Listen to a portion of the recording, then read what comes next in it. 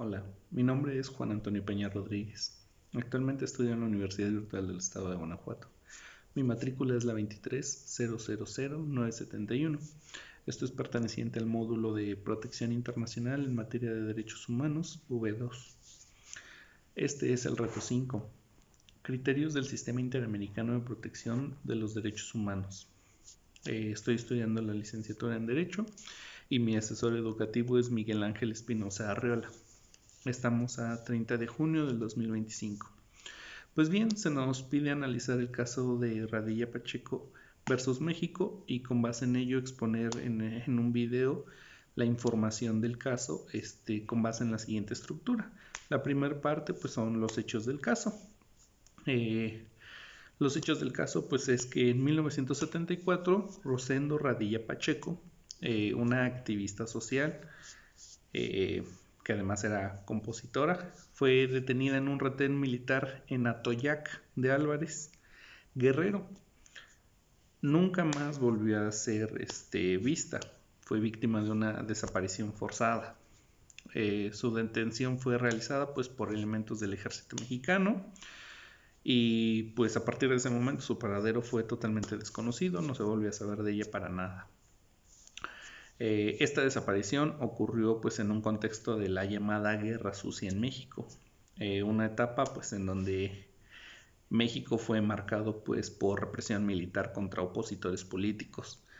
La familia de Radilla Pacheco pues desde entonces vivía en la incertidumbre, sin tener verdad sobre el caso, sin justicia, sin reparación de los daños. El segundo punto que se nos pide exponer es el proceso ante la Comisión Interamericana. Pues bien, ante la falta de respuesta del Estado mexicano, en 2001 la Comisión Mexicana de Defensa y Promoción de los Derechos Humanos y la Asociación de Familiares de Detenidos Desaparecidos presentaron una denuncia ante la Comisión Interamericana.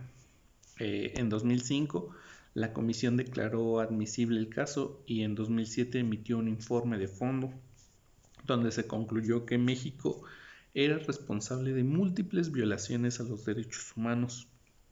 En 2008, al no haber recibido ningún cumplimiento por parte del Estado, la comisión presentó el caso ante la Corte Interamericana buscando justicia internacional. El tercer punto que se nos pide exponer pues son los razonamientos de la Corte Interamericana sobre el caso.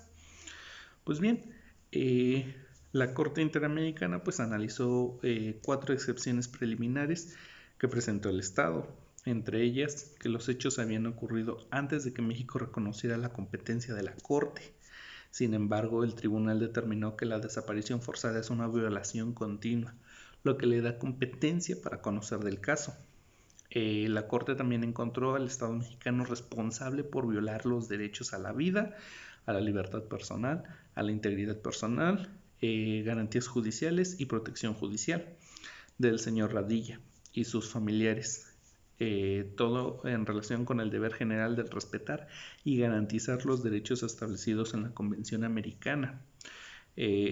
Un punto muy importante y central de la sentencia fue la crítica que se hizo a la jurisdicción penal militar, pues la Corte señaló o subrayó que este tipo de delitos no pueden ser investigados por tribunales militares, sino por autoridades civiles independientes.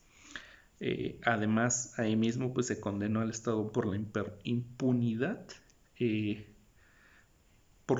persistente y por no haber garantizado la verdad ni la reparación a los familiares. Pues bien, también se nos pide una conclusión donde destaquemos la importancia y trascendencia de la sentencia. Pues bien, creo que este caso es muy analizado dentro de la carrera de Derecho, dado su gran impacto que tuvo. Pues este caso marcó un antes y un después. Fue la primera vez que la Corte Interamericana condenó a México por desaparición forzada.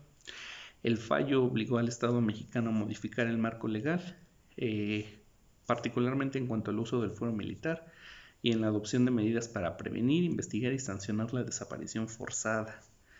En este sentido, el caso de Radilla Pacheco pues simboliza esa lucha contra la impunidad en México.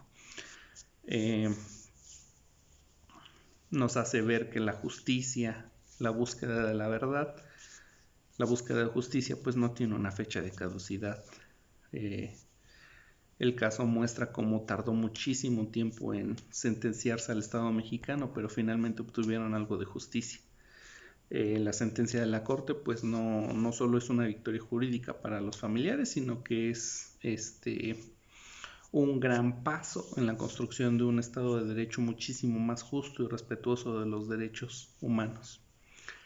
Toda la información aquí obtenida es con base en el documento de la Corte Interamericana de Derechos Humanos titulado Caso Radilla Pacheco versus Estados Unidos Mexicanos, sentencia del 23 de noviembre de 2009, excepciones preliminares, fondo, reparaciones y costas. Gracias.